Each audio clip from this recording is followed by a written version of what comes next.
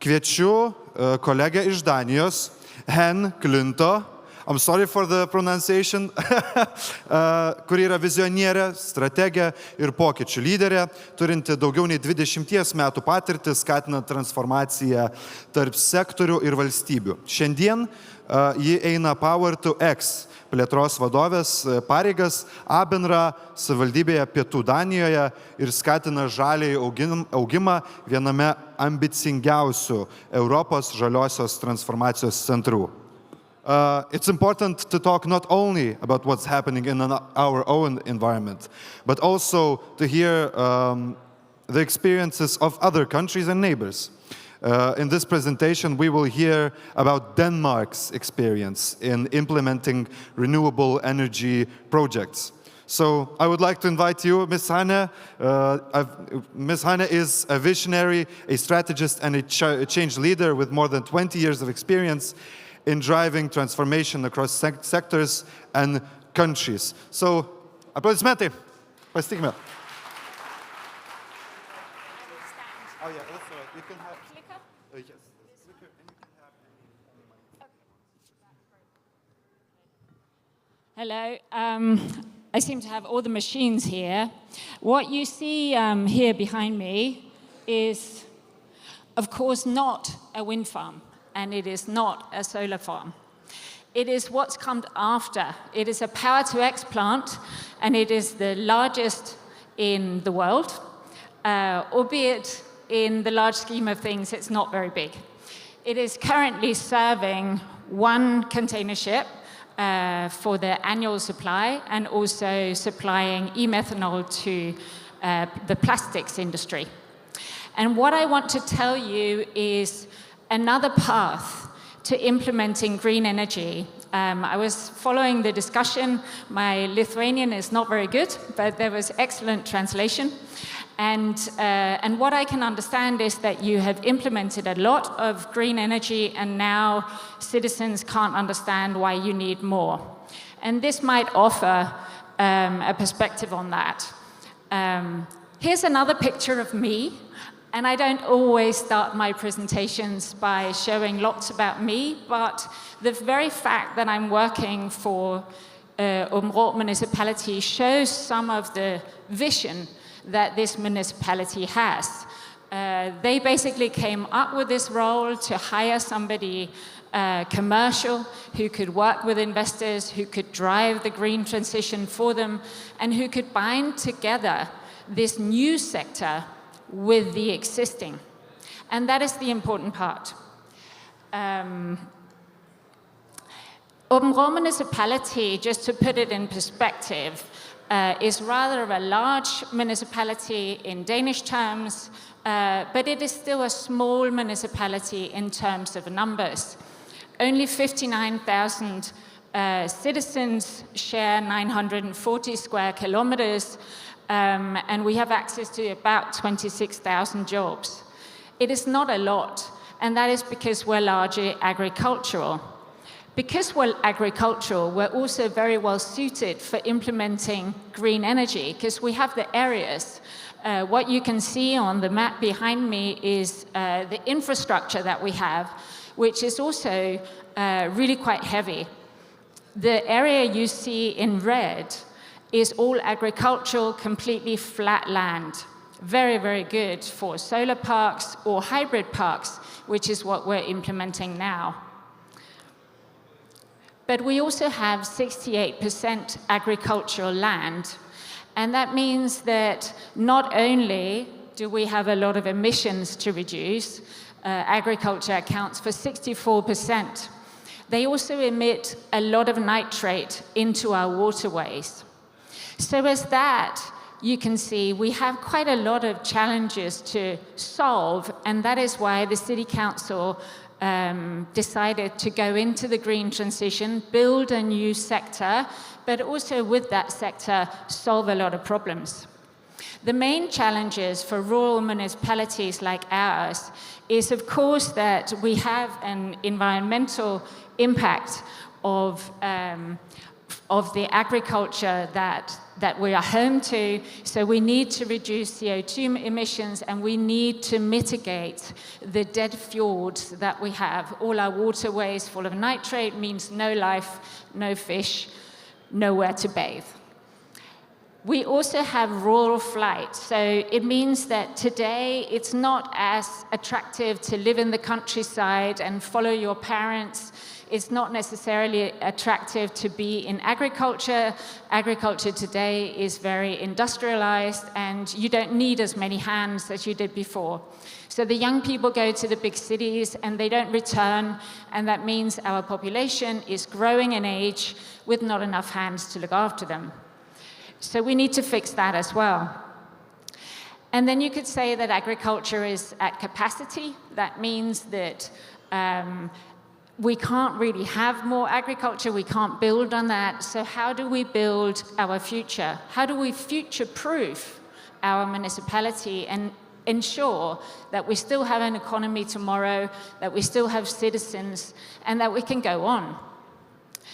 I was at the Change Now conference a couple of weeks ago, and Mr. Otto Scharmer from the MIT School of Management shared some very interesting figures. They have conducted a survey of 30 nations, asking citizens whether they feel that they have an impact on the way the world is developing. So both climate change, also what we're seeing in the US, etc., etc. And 68% said, we feel powerless. We don't feel we have any agency, any influence, nothing. This is also what was discussed in the panel before, as I understand it, that there's a lack of trust and they can't see a way forward. But I think there's an opportunity in there, because at the same time, Mr. Sharma shared that 69% asked whether they wish they could have a way and whether they would change their habits or their way of life to achieve that. They said, yes, we will change if we can have influence. So they want an active role, and this we can use in energy planning to show how it creates value. So Områ, why are we suddenly the leader in Denmark in green energy, with the largest capacity in solar, a lot more on the way, and also a power-to-X plant? The city council has proven that really being in agreement across the political spectrum is not only possible, but it's the way to create development and future-proof rural municipalities. They have created a strategy called the Good Life, and the Good Life basically has 3 legs. It's ambitious green business development, it is vibrant communities in development, those two can very easily go hand in hand, and then it's health and learning in development. And health and learning usually costs money. Well, where does that come from? That comes from the business sector. With the business sector growing in green energy and what follows it, then you have the tax incomes to pay for health and learning. So really, green energy becomes a vehicle. They have also understood that in order to develop, you need to invest. Any business owner in here will agree that, yes, it costs money to gain money. That is the same for municipalities. So you really need to invest. They've invested in 6 employees up front, including me. They've created a steering committee for green development, and really we've learned how to work together across departments in order to drive this, and it's a top priority. And this political alignment, this political courage is highly contagious. Once you have the political courage at the top, then you get courage in the administration in order to deploy in new ways, in ways that green energy needs. So the green energy sector cannot wait 4 years for deployment of a project. They need to deploy fast, very often they need to use grants that they've been given by the EU or national authorities, and there's a deadline there. So when we planned a Power-to-X plant, we were looking into a process that would take 4 years. And we said, that's not an option. So we knocked 38 approval processes together, and then we ran them in parallel. And yes, it was chaotic at times, but we found a way, and that meant we got through in 17 months. So courage leads to action, but you need to have the former in order to gain the latter. Political will and innovative planning really works. We're leading in solar. We have Northern Europe's largest solar park. We have the world's largest Power-to-X plant. And we even have one of the world's largest biogas plants.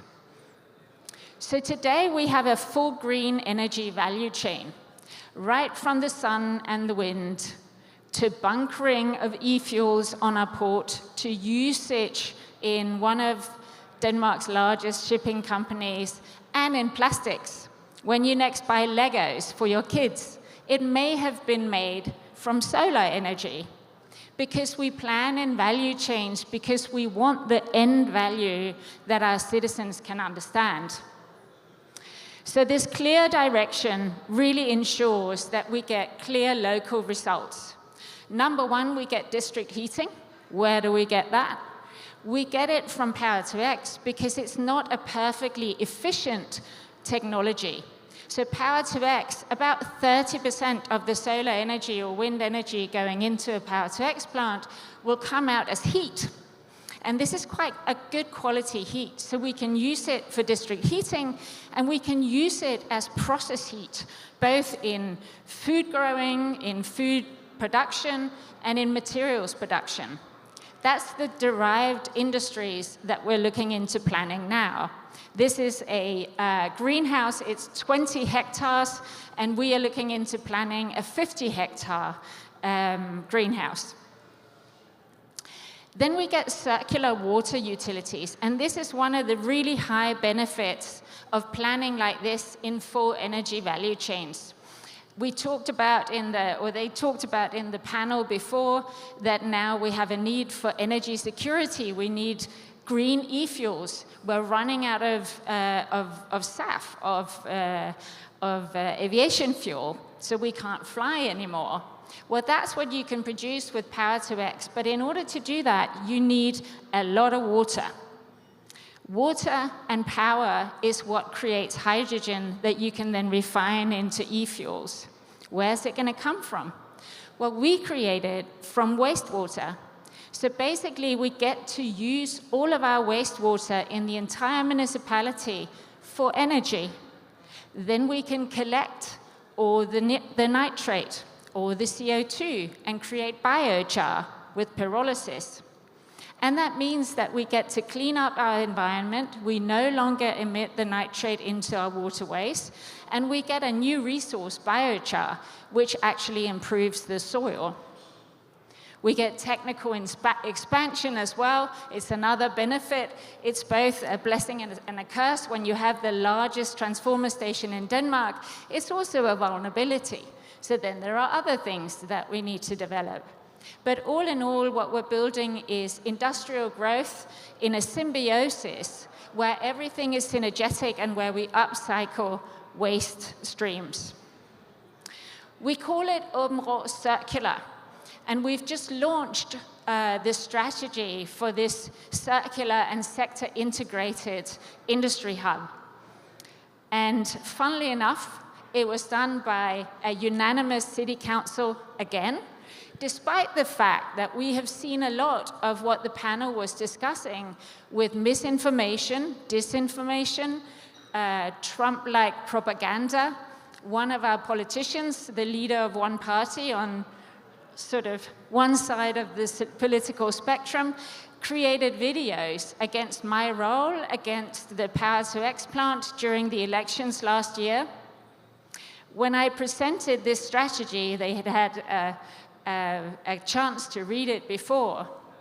And he stood up and he held a speech to say he knew what he'd said, but now he was wiser. Now he knew that if we build it like this, it made a lot of sense because it creates jobs, it creates district heating, it cleans up the environment when you do it in a full value chain. The story behind the strategy and our approach is that we never lose our existing sectors, we never lose any citizens on the way. We look at what is value for them. So we integrate the sectors we have. We have a large construction sector. They get a lot of work from building all of these plants. They also get service orders after that for a very long time. Our agriculture and food sector, that is very traditional, gets an injection of innovation and new partners to work with, and they get to reduce their emissions. Transports and logistics, we also have a lot of that with international motorways and a deep sea port. They get green fuels, they get green power, but they also get a lot of work. So by doing it this way, we integrate everything, and then we get to build the good life. The good life for citizens, the good life economically with a green economy that is resilient and robust, and obviously also the good life for the environment. And we're well underway. So to give you a little bit of a perspective, what implementation of solar parks and wind parks and eventually Power-to-X can lead to, right now we're looking into over 40 projects that are all more or less confirmed. We will have 5 more Power-to-X plants. We will have both eSAF, e-methanol, and hydrogen. We are looking into 2 gigawatts of hybrid solar and wind parks with implementation of biodiversity in those parks. That was also mentioned before. You can really plan this together if you're a little bit smart. And then we have all the derived projects that both help us and that create even more jobs. So we have food production, we have materials production, we also have materials for our construction sector, and then we have pyrolysis, which is quite a pivotal one to really move forward. So we're looking into 15,000 jobs in the building phase and just about 3,000 permanently, which is a lot to add to the just about 27,000 that we have. So to summarize, how do municipalities succeed? Well, first of all, I would recommend cultivating a culture of agreeing across the political spectrum because you've looked at what creates value on the bottom line. What's the bottom line for a municipality? It's the citizens. What do they want? What do the local businesses want? What problems do they need solved? Then you need to communicate. You need to communicate a lot. And you also need to activate the companies that you work with, the investors.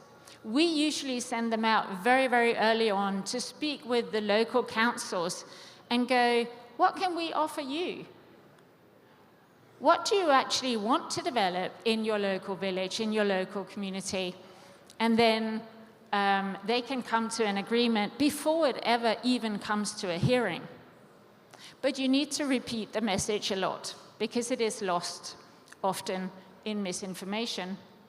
Then you need to investigate. We did a capacity and feasibility study. So we looked at how much power are we going to have at all, not just what we plan, but also from the grid. Then we need to look at how much CO2 do we have, because we actually need the CO2 for green fuels.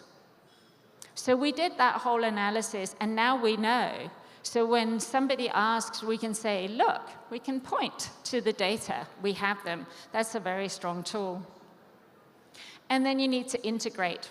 Really make sure that everybody's in. Even if some of the meetings might feel like pro forma, then integrate all you can, engage all you can. It requires resources, but that is the rule of development.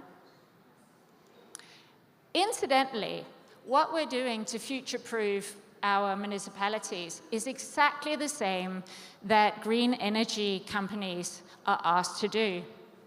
Build resilience, make security of supply, energy security, independence. We need to regionalize, not globalize.